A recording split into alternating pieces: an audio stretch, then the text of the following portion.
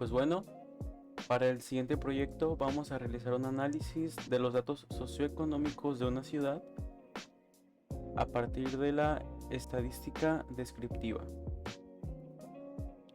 Bueno, como introducción sabemos que la estadística descriptiva es una herramienta fundamental en el análisis de la situación socioeconómica de una ciudad. Es decir, podemos aplicar todas las herramientas que nos proporciona para analizar si existen tendencias o diferencias significativas entre distintos sectores de la población. De esta manera podemos comprender cómo es que las diferentes condiciones sociales y políticas influyen de manera considerable en las actividades económicas locales.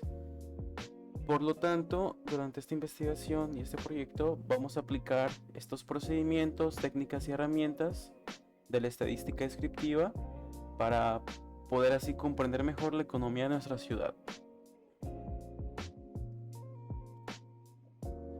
Bueno, como primer caso vamos a analizar el grado de escolaridad en el estado de Colima.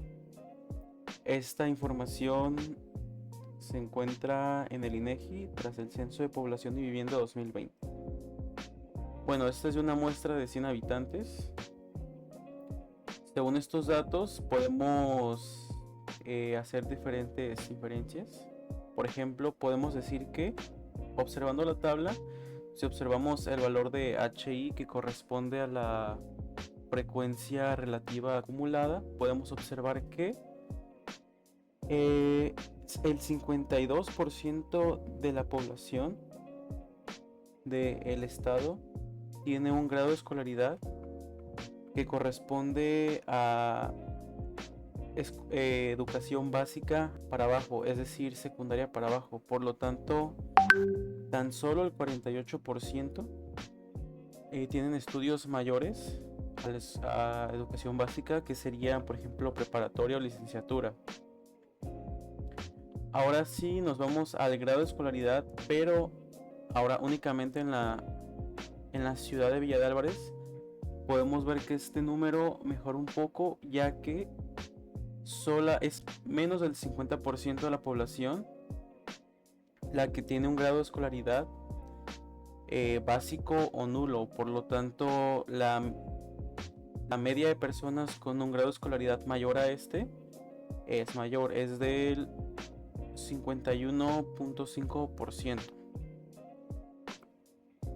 Bueno, ahora vamos a aplicar una herramienta que nos proporciona la estadística descriptiva. Vamos a aplicar una distribución muestral. Si por ejemplo nosotros quisiéramos saber cuál es la probabilidad de que al tomar una muestra de 30 personas de la población de manera aleatoria, al menos el 50% de esta tenga un grado de escolaridad nivel superior, podemos aplicar esta distribución muestral de proporciones. Para ello, primero consideramos nuestros datos. Tenemos tamaño de la muestra igual a 30, tamaño, P es igual a 24. Este dato lo obtuvimos de aquí. Estamos analizando del estado de Colima en general.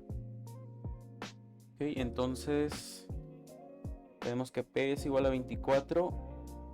Aquí, es igual a 0.5, ya que corresponde al 50%. Ahora, ya teniendo todos nuestros datos, podemos aplicar la fórmula que primero debemos de obtener este dato, ya que para obtener el valor de Z calculado necesitamos restar P menos P, es decir, este porcentaje de aquí menos este que tenemos acá, y dividirlo entre este otro dato, que lo vamos a calcular en esta parte de aquí. Para esto tenemos esta fórmula sencilla, simplemente la calculamos y obtenemos este valor. Entonces ahora sí podemos calcular el valor de Z y nos da un valor de 3.334. Ahora lo que vamos a hacer es que vamos a buscar este valor en nuestra distribución normal para el valor de Z, y encontramos aquí el valor de 3. Aquí tenemos 3.0, 3.1, 3.2 y por último 3.3. Entonces este es el valor que estamos buscando. Por lo tanto, ahora como estamos utilizando la gráfica del 50%, vamos a restarle al 50% el valor que tenemos en nuestra tabla de distribución normal y obtenemos este valor de aquí, lo cual corresponde a que la probabilidad de que al tomar una muestra de 30 personas de la población de manera aleatoria, al menos el 50% tenga un grado de escolaridad pues, de nivel superior es del 0.12%, hablando del estado de Colima.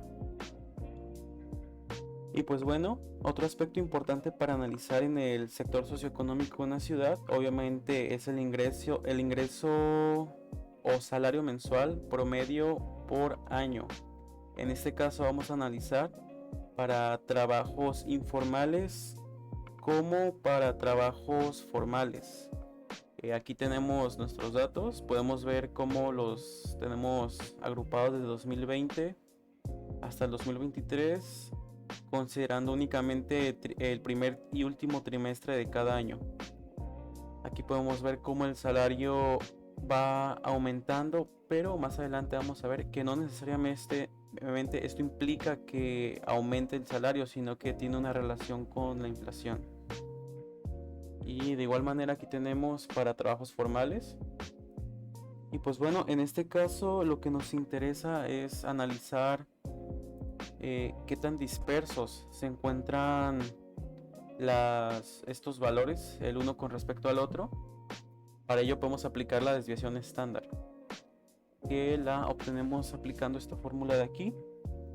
Es por esto que necesitamos calcular estas columnas, la de x menos media de x y después de esto x menos media de x al cuadrado, porque necesitamos la sumatoria de estos valores. Entonces, una vez que los tenemos, podemos aplicar la fórmula y obtenemos que para trabajos formales la desviación estándar es de 579.77 y para trabajos informales es de 467.82.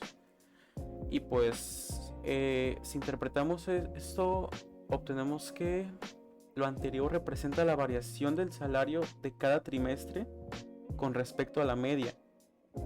Y por ejemplo, en el caso de los trabajos formales fue de 579.77 pesos, por lo que podemos decir que pues los salarios varían significativamente con respecto a la media, lo cual probablemente esté relacionado con situaciones sociales, como fue por ejemplo la pandemia.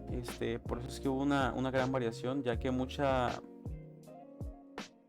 gente durante estos años perdió sus trabajos o le redujeron su sueldo. Aquí podemos ver cómo hay una reducción significativa con respecto al año anterior y con respecto al año siguiente. De igual manera aquí podemos ver cómo todos estos años se mantuvo así y después ya hubo un aumento significativo. Y pues bueno, como comenté anteriormente, también tenemos que considerar la inflación pues de nuestra moneda durante dichos años, ya que el hecho de que el salario promedio de cada año en general sea mayor que el año anterior no implica directamente que cada año las personas ganen más dinero que el año pasado, sino que la inflación también forma un papel importante en este cambio. Aquí por ejemplo podemos ver una gráfica donde tenemos la tasa de inflación durante los últimos 4 años en sus valores respectivamente. Entonces lo que vamos a hacer ahora es que vamos a hacer una comparación entre el salario promedio al principio del trimestre de cada año más el aumento anual por la inflación, y de esta manera vamos a obtener como un salario pero ajustado por la inflación. Bueno, entonces de esta manera, ya que tengamos este valor, simplemente lo vamos a poder restar del valor que tenemos acá en las tablas y vamos a encontrar la diferencia que hay entre ambos valores. Bueno, en este caso ya tenemos tanto como para trabajos informales como formales este ajuste, que no es más que el salario del primer trimestre por la inflación, la tasa de inflación en ese año. Por ejemplo, aquí estamos multiplicando esto, lo estamos multiplicando por el 1.034, ya que de esta manera tenemos este valor y encontramos estas diferencias. Bueno, ahora que tenemos esta tabla ya podemos hacer la comparación. Vamos a comparar ¿qué datos? Bueno, vamos a comparar el salario ajustado con la inflación con el salario respectivo del primer trimestre del siguiente año, ya que al hacer esta comparación obtenemos que si la diferencia es positiva, significa que el salario promedio, el del primer trimestre del segundo año, es menor que el salario promedio ajustado por la inflación del primer año, y que si la diferencia es negativa, pues indica lo contrario, ¿no? Que en el primer caso, cuando es positivo, estamos hablando de que es una diferencia negativa, es decir que el salario en realidad fue de 14.16 pesos menor que con respecto al valor que debería haber sido, tomando en cuenta la inflación. Entonces en este caso estamos hablando de una reducción. Igual aquí podemos ver como para 2022 el salario se redujo con respecto al 2021. En cambio, en 2023 ya se encontraban recuperando la mayoría de los negocios de la pandemia, entonces vimos un aumento en sus ganancias o en su salario. Estamos hablando de que hubo un aumento de 664 pesos, bueno, en promedio. Esto para trabajos informales. Ahora sí hablamos de trabajos formales. En este caso cabe recordar que la desviación estándar era mayor, es por esto que encontramos mayores diferencias aquí en estos salarios. Por ejemplo, podemos ver cómo en el primer año, entre 2020 y 2021, hubo un aumento en el salario. ¿Esto por qué? Porque durante la pandemia los trabajos formales que se realizaban, como por ejemplo home office, pues en realidad no disminuyó su salario con respecto a estos, donde sí hubo una reducción, ya que la mayoría de los trabajos informales no podían abrir debido a la cuarentena. Podemos ver como aquí hubo una disminución muy drástica del salario para el 2022, y en 2023 se recuperó un poco más. Con respecto a este año hubo un aumento de 485 pesos. Esto de aquí representa el aumento o disminución real del salario promedio por año. Y pues bueno, la estadística descriptiva es una gran herramienta para el análisis de la situación socioeconómica de una ciudad. Bueno, en este caso, al haber analizado los distintos aspectos socioeconómicos de la ciudad de Villa de Álvarez, podemos notar las diferencias que existen entre los diferentes sectores de la población. De igual manera, nos podemos dar cuenta cómo las situaciones sociales o políticas influyen bastante en dichas actividades. De igual manera, pudimos observar cómo, por ejemplo, existe una diferencia significativa entre los salarios promedio de trabajos informales con respecto a los trabajos formales, lo cual nos dice mucho sobre la economía en nuestra ciudad. Podríamos haber analizado otros aspectos. Por ejemplo, pudimos haber aplicado una distribución TD-Student para analizar qué tanta diferencia hay entre los salarios para trabajos informales como formales, pero eso ya será para otro momento. Y en este caso, esto sería todo. Muchas gracias.